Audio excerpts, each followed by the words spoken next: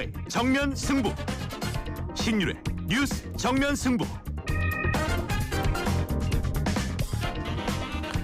예, 신율의 뉴스 정면 승부 2부 시작하겠습니다. 1부 이어서 주간 정치 매치 계속 이어질 텐데요. 지금 스튜디오에는 앞서도 말씀드렸지만 이 시대 최고의 정치 분석가 두 분 나와 계십니다.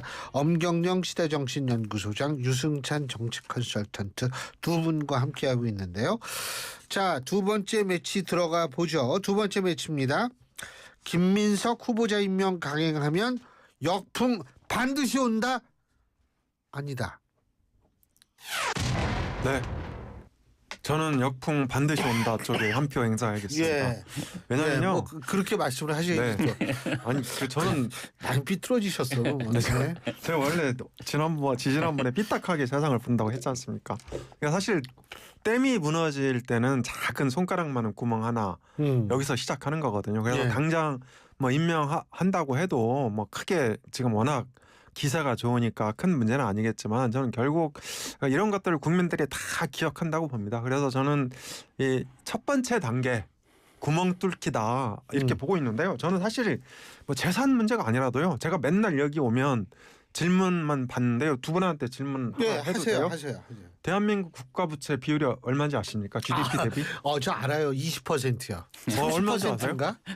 김민석 후보가 얼마냐? 20% 30% 이렇게 얘기했죠. 그러니까 얼마냐? 지금 50% 내외 아닙니까? 네, 거의 육박해요. 네, 예. 정확히 예, 48.4%고요. 40% 그럼 이걸 가까이 되는 거예요. 달러로 환산하면 얼마나 되는 줄 아세요? 우리나라 그 지금 GDP가요. 가만히 보니까 있잖아. 잘난 척 하시려고 아니 그게 하는 아니고, 것 같아. 아니 그게 아니고. 청문회 하세요 지금? 자, 이게 너무 간단해서 예. 우리나라 그 전체 GDP가 1조 8천억 달러 됩니다. 예. 그러니까 대략 50% 육박하면 한 9천억 달러 정도. 그러니까 지금 환율이 1,350원 이 정도 되니까 이제 한국 돈으로 환산하면요 1,200조 정도 돼요. 그리고 이제 우리나라 1년 예산은 추경 합치면 700조 넘어갑니다. 그렇죠. 얼마나 쉽습니까? 예. 라면 끓이는 게 쉽습니까? 이거 외우는 게 쉽습니까? 저는 개인적으로 라면을 좋아하기 때문에 라면 끓이는 게 좋고 쉬울 것 같습니다. 근데 라면도요 맛있게 끓이려면 좀 복잡합니다. 마늘 간 것도 넣어야 되고 청양고추하고 양파도 썰어내야 되고 물도 좀 잘 조절해야 되고. 예. 네, 그래서 저는 아무튼 요렇게 저는 이게 국가 운영의 기본 축이라고 봅니다. 이런 것들이. 예. 근데 이런 거를 그 20-30%는요. 그 김민석 후보자가 2002년에 서울시장 출마했었어요. 예. 그러니까 두 번째 배치 예. 중간에. 근데 그 시절 얘기입니다. 그래서 그 한 20년 전에 어떤 대한민국 상황을 알고 계시는 분이 과연 자질 검증, 정책 검증을 한다고 하면 이게 총리의 어떤 자질이 확인이 될까요? 전 그런 면에서 상당히 우려를 갖고 있습니다. 다 하셨습니까? 국가부채를 몰라서 총리 안 된다 이건가요? 아니 그건 아니고요. 그러니까 기본이다 이거죠. 기조가 그거 같아서. 근데 저는 뭐 이렇게 이게 큰 정치적 부담이 될 것 같지는 않아요. 그러니까 이번 청문회 과정에서 저는 이렇게 뭐 국민의힘이 이제 여러 가지로 보면은 이제 그런 인사청문회 뭐 능력도 좀 떨어진 것 같아. 옛날보다 너무 준비가 안 돼 있고. 준비도 준비지만 네. 상대의 전략이 완전히 많이 네, 있어요. 그래서 스모킹건이 전혀 없고요. 그리고 이게 그래서 저는 사실 뭐 이렇게 뭐 가령 의혹이 있다 정도로 지금 그냥 끝난 거잖아요. 김민석 후보자는 어쨌든 해명을 했고 여기에 대해서 한 걸음 더 나아가서 이 문제들을 파헤치거나 이런 것이 없고 또 김민석 후보가 무슨 그 권력을 이용해서 이익을 뭐 했다거나 이런 사례들이 나오지 않았기 때문에 저는 정치적으로 큰 부담이 없을 것 같다는 생각이 들고요. 그러니까 지금 이 갤럽 조사에서도 이제 적합도가 높게 나왔잖아요. 적합도가 43% 적합하지 않다가 31% 이렇게 나왔는데 이게 역대 총리 2위예요. 역대 총리 후보자 중에 김민석 후보자보다 적합도가 높았던 분은 이낙연 총리 후보자밖에 없어요. 이낙연 총리 후보자가 60% 그때는 이낙연 총리 인기가 막 되게 좋을 때였고요. 그 우리 정홍원 총리 기억하시죠? 그럼요. 여기 28%였고요. 적합도. 문창국 후보자는 9%였다가 낙마했고요. 9%였습니다. 그다음에 이해왕구 후보자가 그때 39%에서 29% 사이를 왔다 갔다 했었고 황교안 총리 후보자가 31%. 그리고 정세균 총리 후보자가 42%, 김부겸 후보자가 38% 이랬어요. 한덕수가 38%에서 30% 이렇게 왔다 갔다 했거든요. 그래서 43%라는 거는 이게 역대 총리 후보자를 볼 때 두 번째 그 적합도 판정을 받은 거고 뭐 논란이 있었음에도 불구하고 그래서 저는 이 가령 역대 총리 후보자 치고 이렇게 네거티브하게 인식되고 있지 않다 국민들한테 뭐 과도하게 뭐 그래서 이것이 뭐 이렇게 크게 저는 그리고 이게 대통령 당선 후 첫 총리잖아요. 사실상 허니문 기간에 이루어진 인사고 그래서 그렇기 때문에 앞으로 뭐 어떻게 하느냐에 따라서 뭐 문제가 생길 수는 있지만 지금 인사청문회 때문에 인천 때문에 정치적 역풍을 크게 맞을 것 같지는 않다. 저는 이렇게 봅니다. 네. 예. 잠시만요. 말씀하세요. 5대 의무구지상 읽으시려고 했죠. 아니요. 제가 한 말씀 드리고 먼저. 자, 유승찬 대표께서 방금 역대 총리와 비교해서 굉장히 좋은 수준이다 이렇게 말씀하셨는데요. 저는 그게 일종의 통계 함정이라고 생각을 합니다. 왜냐하면요. 말씀하신 한국갤럽 여론조사에서 이 대통령 지지율이 64%입니다. 64%인데 김민석 후보자 인준 찬성 이 답변은 43%죠. 그러니까 무려 21%나 낮아요. 그리고 민주당 지지율이 이번에 43%였고요. 조국혁신당 지지율이 4%였어요. 합치면 47%입니다. 그런데 김민석 후보자는 이제 43이니까 두 당의 그 지지율 합계보다 4%포인트나 낮다. 그러면 지지층마저도 여전히 그 김민석 후보자에 대해서 부정적인 인식을 갖고 있고 특히 이재명 대통령 지지층의 3분의 1은 김민석 후보자를 지지하지 않는다는 얘기죠. 만약에 김민석 후보자가 아니고 다른 사람이었으면요, 저는 이재명 대통령 지지율 70% 넘었을 거라고 생각을 합니다.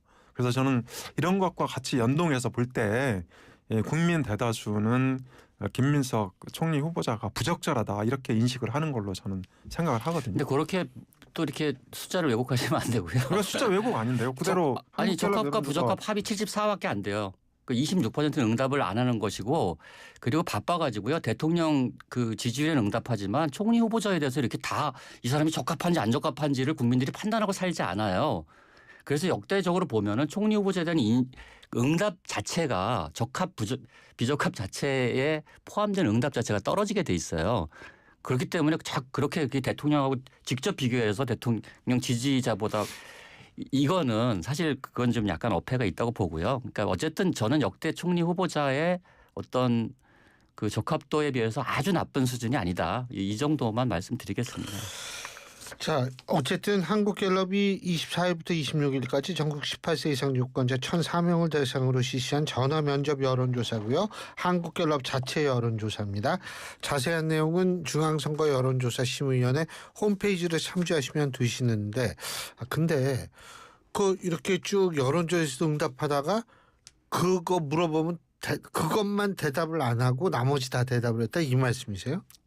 아니 그러니까 총리에 대해서는 내가 판단을 유보할 수 있잖아요. 네, 네. 그러니까 26%가 아예 여기에 응답을 안 했거든요. 그러니까 뭐 그럴 수 있는 거죠. 그러니까. 근데 제가 한 가지 좀 여쭤보고 싶은 게 제가 이 국민의힘이 두 가지의 이 상당히 참 이해하기 힘든 실책을 저질렀다 청문회에서. 첫째 실책이 뭐냐면 그 김민석 총리 후보자의 전 부인 되시는 분의 증인 채택만 물고 늘어져 가지고 다른 사람들의 증인 채택을 할 수 있는 시간을 다 놓쳐버렸다. 증인을 한 명도 안 불렀잖아요. 이번에. 그렇죠. 첫 번째 그게 저는 굉장히 전략적인 미스고 두 번째는 뭐냐면 민주당의 이번 전략은 뭐냐면 메시지에 대해서 반응하는 것이 아니라 그 메시지를 얘기한 메신저를 공격하는 이 전략이었거든요.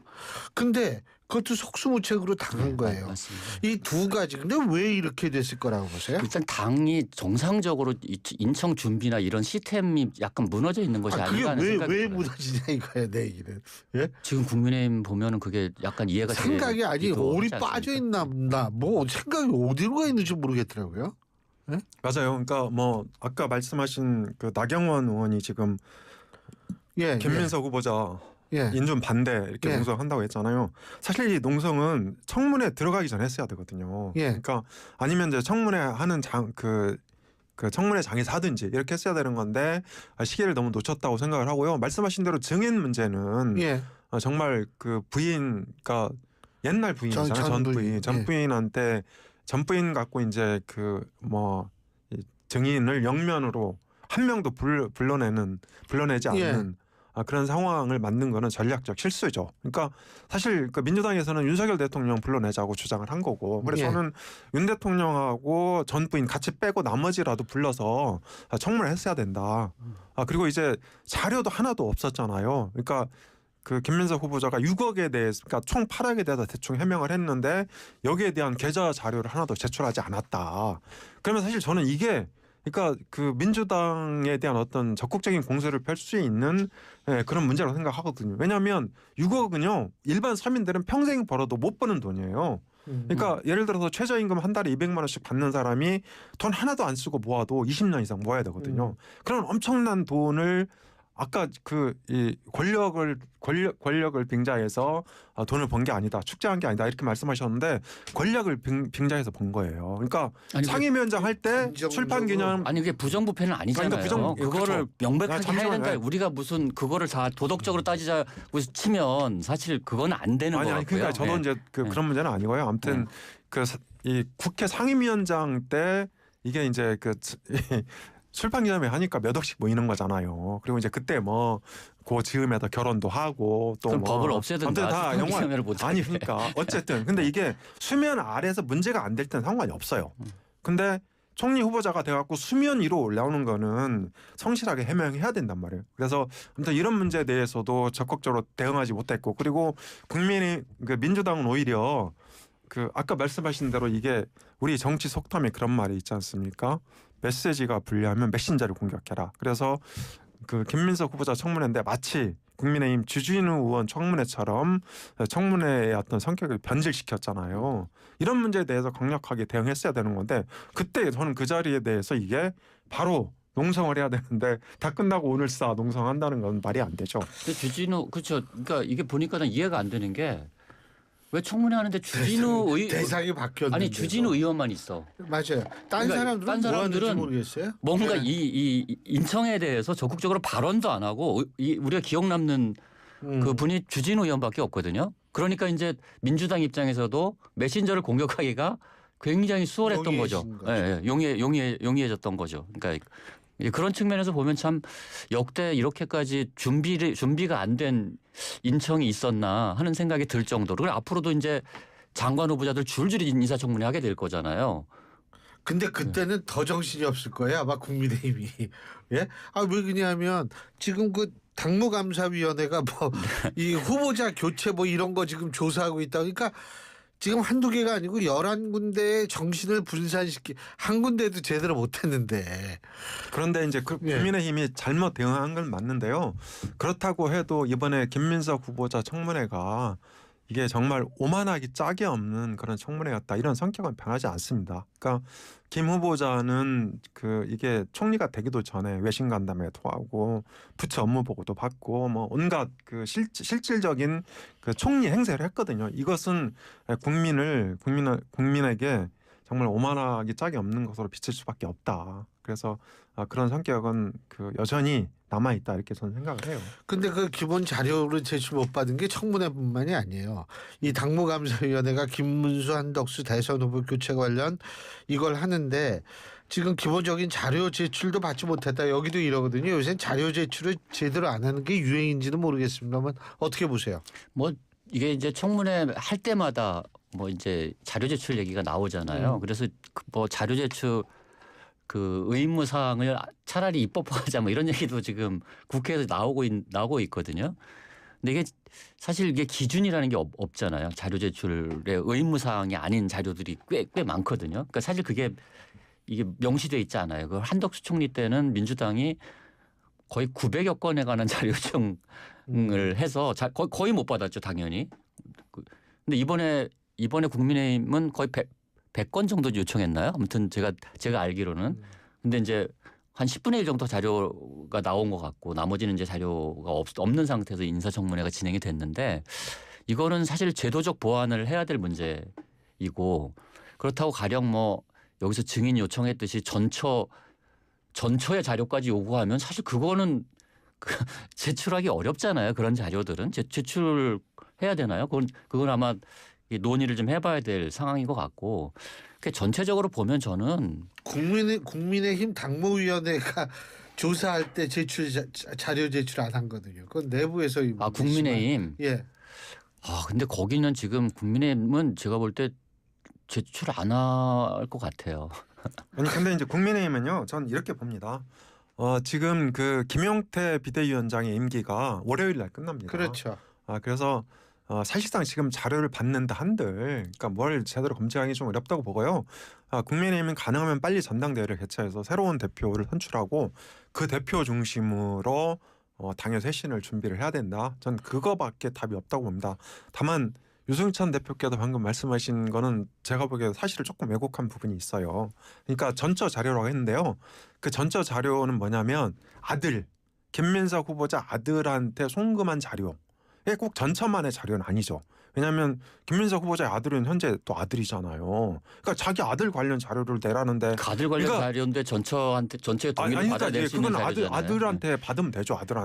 아들의 계좌로 받았으니까 그 자료를 요구한 거고요. 그리고 저는 핵심 자료 중에 딱 하나입니다. 6억 원에 대해서 이제 김민석 후보자가 구두로 해명을 했는데 그거에 대한 계좌 정보를 달라는 거예요. 계좌 자료. 그러니까 우리가 왜 통장으로 돈 보내면 남잖아요. 그것만 복사해서 갖다 주면 돼요. 아주 간단한 자료였고, 그리고 자꾸 한덕수 전 총리하고 비교하는데요. 그때는 심지어 김현장 법률사무소 김현장 대표까지 국회 나와서 증언하고 그랬어요.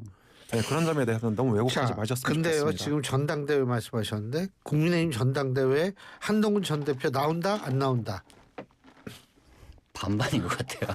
아주 기회주의적인. 저는 괜히 물어봤어요. 저는 이게 지금 예? 그 한동훈 그 친한계 내부에서도 굉장히 의견이 분분하다고 제가 얘기를 들었거든요. 예. 그러니까 나올 경우에 나와서 뭐 당선되면 당연히 나오겠죠. 당선이 확실하면. 근데 이제 그게 좀 불확실한 것 같고요. 근데 단지 이제 저는 그런 말씀 드릴 수 있을 것 같아요. 국민의힘이 그나마 지금의 약간 이 지지율이 보니까 뭐 거의 이제 더블 차이가 나잖아요. 더블 더 나요. 그러니까 그 정도까지 벌어져 있는 상황을 만회해서 지방선거가 사실 길게 남은 것 같지만 이거 또 금방 갑니다. 이게 이 지방선거 내년 이제 1년도 안 남았잖아요. 이제 1년 안쪽으로 남았는데. 개혁신당은 지금부터 준비한대요. 근데 이제 지금 국민의힘이 그나마 뭔가 전열을 갖추고 이런 이 탄핵과 내란의 강을 건너서 뭔가 정당으로서 야당으로서의 어떤 모습을 갖추려면 그런 그 계엄과 탄핵으로부터 자유로운 당대표를 선출하는 것이 저는 필수 전제라고 보거든요. 그런 의미에서는 저는 한동훈 전 대표의 역할이 좀 있다 이렇게 보는데 그게 지금 아마 뭐 그거는 이제 한동훈 전 대표가 앞으로 정치 행보를 어떻게 가져갈지에 관련된 문제이기 때문에 저는 한 반반쯤 되지 않나 이렇게 생각이 들어요. 제 생각에는 한동훈 대표는 거의 100% 나올 것 같아요. 그래요? 예, 뭐 내부에서 나오지 말자, 안 나온다, 뭐 이런 얘기들이 있는 거는요. 저는 친윤을 중심으로 한 현재 당 주류 쪽에 이를테면 희망사항이 그렇게 이제 둔갑이 돼서 흘러나오고 있다 이렇게 보고 있거든요. 그래서 저는 뭐 한동훈 대표하고 김문수 전 후보 간의 그 양파즘 구도가 김용태 비대위원장도 안 나올까요? 근데 김용태 비대위원장 나와도 크게 변수는 안 될 거다. 저는 그렇게 보고 김용태 있고요. 비대위원장이 좀 섭섭하겠는데요. 굉장히 섭섭하고 이거 들으면 안 되는데. 예. 네. 그리고 이제 요즘에 물론 근데 김문수 전 장관은 경북지사설도 나오고 있고요. 뭐 그렇대요. 여러 가지 얘기 나오고 있어요. 네. 그리고 친윤계와 안철수 의원의 연합 얘기도 나오고 있고 아무튼 되게 그 내부 권력 지형이 굉장히 복잡하게 전개되고 있는 것 같아요.